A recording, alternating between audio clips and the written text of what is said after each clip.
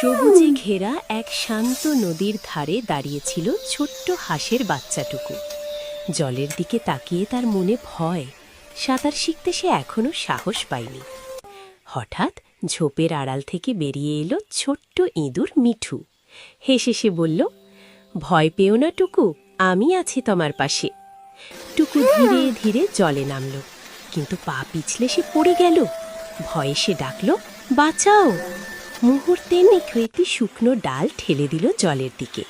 ডাল ধরে টুকু উঠে এলো তীরে। দুজনেই হাঁপ ছেড়ে বাঁচল। কিছুদিন পর একদিন এবার বিপদে পড়ল মিঠু। সে মাটির গর্তে আটকে গেল। টুকু ছুটে এসে তার লম্বা ঠোঁট দিয়ে মাটি সরাতে লাগলো। অবশেষে মিঠু বেরিয়ে এলো। দুজনেই খুশিতে হাসল।